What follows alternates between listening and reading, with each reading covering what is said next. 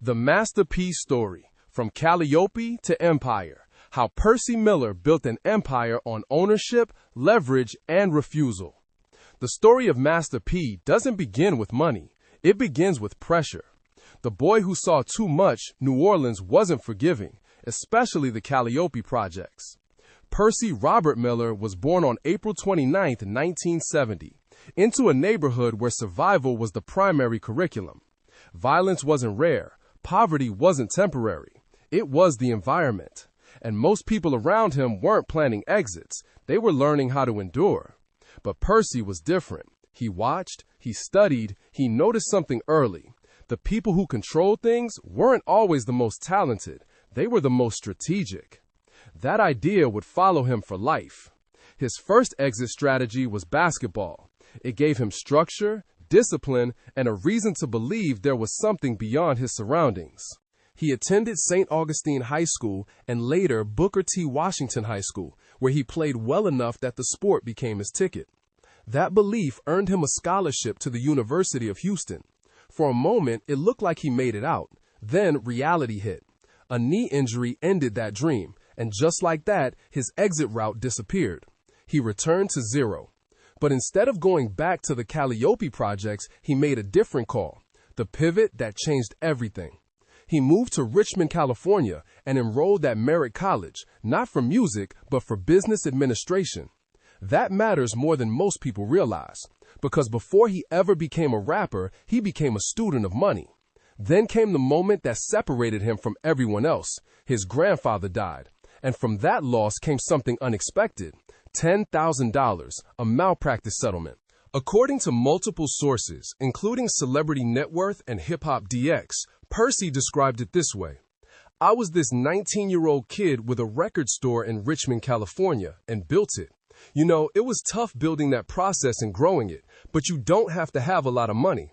Everybody thinks you need millions of dollars to start a business. To most people, $10,000 is spending money. To Percy Miller, it was a seed. He didn't buy a car. He didn't celebrate. He invested. The store that was really a classroom. He opened a small record store in Richmond, California. No limit records and tapes. But this wasn't just a shop. It was intelligence gathering. Every customer was data. Every purchase was insight. People came in buying artists like Tupac Shakur, E40, Too Short, and Rappin' Forte. Percy watched the patterns, what moved fast, what didn't, what people actually wanted versus what the industry said they wanted. He received valuable additional mentorship from a Bay Area music distributor named St. Charles, who owned the Solar Music Group. That street-level education, learning how records actually moved from pressing plant to consumer, proved just as important as his Merritt College coursework. Meanwhile, he lived in the back of that store with his wife and child. There was no separation between life and business. It was all one mission.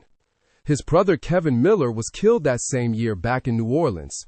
The grief only sharpened his resolve. He later said the loss increased his motivation to become a successful entrepreneur, to change his life and save his family.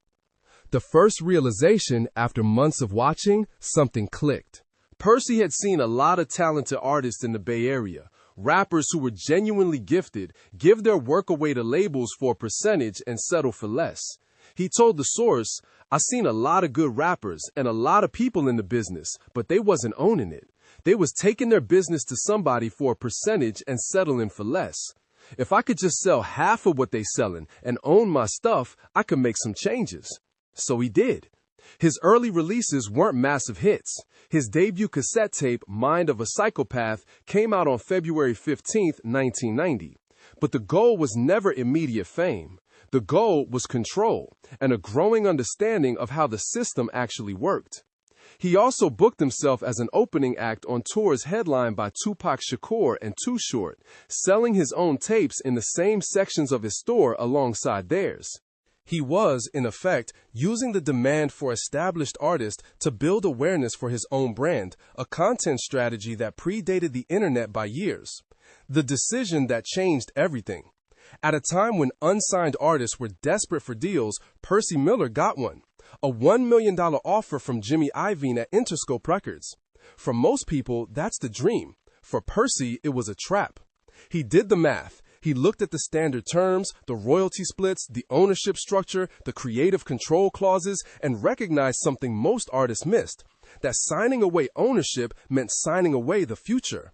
According to the Black 90s, Percy observed that in 1996, most rap artists and small labels were committing to record deals that allowed them to receive only about 10% of profits from their work. He declined Iovines' offer and turned up his grind. That moment wasn't confidence in the brash sense, it was understanding leverage. The $25,000 move nobody talks about. Instead of signing, he made one of the most consequential investments in music business history. He paid $25,000 to learn how Michael Jackson structured his deals. Most people chase money. Percy chased information. After researching who had the best deal in the music industry at the time, he concluded it was Michael Jackson.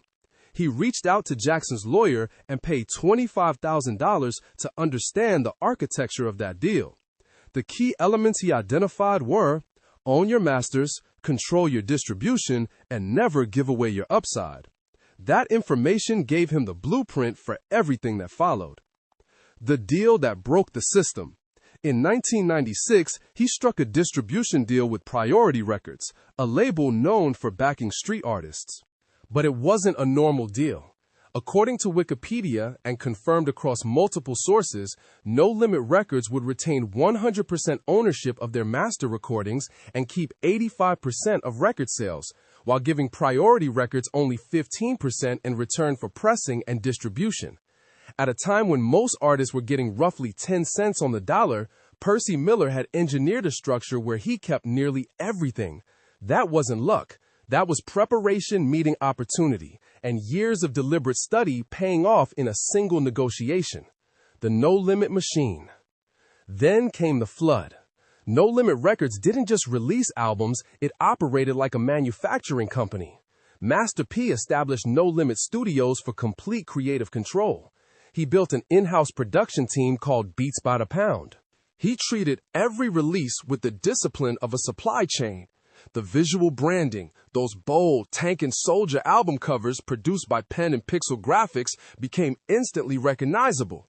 The brand was larger than any individual artist, which made it easy to extend into new ventures. He also made sure his artists were #1 on SoundScan every time they released, using sales data strategically to build the perception of dominance. Artists like Silk the Shocker, C Murder, Mystical, and Mia X helped expand the brand into a national movement. Then came the anthem, Make 'em Say and everything accelerated. According to Black Enterprise magazine, No Limit Enterprises grossed $110 million in revenue in 1998 alone. In that single year, the label released 23 albums, selling 15 million copies and generating over $160 million across all ventures. Master P personally earned roughly $56.5 million that year and ranked 11th on Forbes' list of top-earning entertainers. The label would go on to sell 75 million records total, an independent operation that rivaled major labels at their peak. Seeing opportunity where others saw decline, then came one of his sharpest strategic moves, Snoop Dogg. In 1998, Death Row Records was collapsing. Suge Knight was in prison. Snoop's future was uncertain, and the industry watched nervously. Most labels saw liability. Master P saw leverage. He negotiated directly, offered Snoop artistic freedom, a lucrative deal, and a platform to release music independently. During his time at No Limit, Snoop released 3 albums, The Game Is to Be Sold, Not to Be Told, No Limit Top Dog, and Die Last Meal, each selling more than 1 million copies. The move proved something deeper than business acumen. Master P understood timing better than almost anyone in the industry. Building beyond music. Most artists stop at fame. Master P expanded. His vision, inspired by Berry Gordy and Motown's model, was to turn music into a launch pad, not a destination. He built a full enterprise under the No Limit umbrella, including No Limit Films, producing street-level films and straight-to-video projects, including I Got the Hookup, distributed by Dimension Films Miramax, No Limit Sports Management, representing Heisman Trophy winner Ricky Williams when he was drafted by the New Orleans Saints in 1999, years before Jay-Z created Roc Nation Sports. PM Properties, a New Orleans-based real estate company that would eventually control over 100 properties across the United States. No Limit Clothing, a jewelry line, auto accessories, fast food franchises, gas stations, an energy drink called Make 'em Say and book and magazine publishing. As he explained to Fortune in 1999, once you develop an audience, you take everything you've got and milk it. So if I'm successful on the music side, I'm going to take that success into the film business and rap to that same audience. That's my key to success. The cross-promotion was deliberate and systematic. He put music in the movies. He put movies back into the music. He kept overhead down by recycling the same audience across multiple revenue streams. The cost of expansion. But every strategy has a limit, and expansion can become distraction. In 1999, the cracks appeared from an unexpected direction. Beats by the Pound, the production team responsible for the sonic identity of nearly every No Limit album, got into a disagreement with Master P over a business opportunity. The producers were hesitant to move forward. According to reporting by Trapital, the relationship fractured when Master P dismissed their hesitation, and the producers eventually parted ways with the label. The fallout was severe. Artists didn't want to work with outside producers and were upset at the family dynamic being disrupted. The sound that had defined No Limit's dominance was now gone. Simultaneously, Cash Money Records was rising in New Orleans with sharper production, tighter branding, and a new sound. No Limit's releases could no longer ride the wave the way they had in 1998. Snoop Dogg left, Mystica left. The machine that had once seemed unstoppable began losing momentum. Master P also pursued basketball during this period. Brief stints with the Charlotte Hornets and Toronto Raptors training camps in 1999 and 2000, a move that pulled his attention away from the label at a critical moment. On December 17, 2003, No Limit Records filed for bankruptcy. The part most people miss, this is where most stories end. Rise, fall, lesson. But Master P's story didn't end there, because he wasn't just a rapper, he was a businessman who understood cycles. He relaunched the label as New No Limit Records in 2004, later rebranding it as No Limit Forever Records in 2010. He continued to release independent projects, develop new artists, and invest. PM Properties continued managing its portfolio of over 100 properties. He launched Rap Snacks and Master Crunch cereal, partnering with PLB Sports and Entertainment, with a portion of proceeds going to his Team Hope Foundation, focused on improving the lives of inner-city youth. The empire contracted, but the mindset never did. The influence he never fully received. Perhaps the clearest measure of Master P's impact is found not in his own success, but in who came after him and what they've said. Nipsey Hussle, one of hip-hop's most celebrated independent entrepreneurs, told Billboard, "Master P was an innovator in so many different ways. Puff gets his credit, Dame and Jay get their credit, Rough Riders, Irv Gotti, and Chris Gotti, they get their credit. P don't get his credit, man." Their relationship was direct. Master P read over Nipsey's contract with Atlantic Records before he signed it and warned him it wasn't favorable. According to Master P, Nipsey acknowledged the concern but felt he had to move forward regardless. Nipsey don't even know how famous he is, P later reflected, because he was always fighting against the system. Quality Control Music, the Atlanta label behind Migos, Lil Baby, and Cardi B, was founded by Coach K and Pierre P, specifically with No Limit as their model. 2 Chainz, after meeting Master P for the first time, said, "I just want to let him know how he influenced the whole South in hip-hop."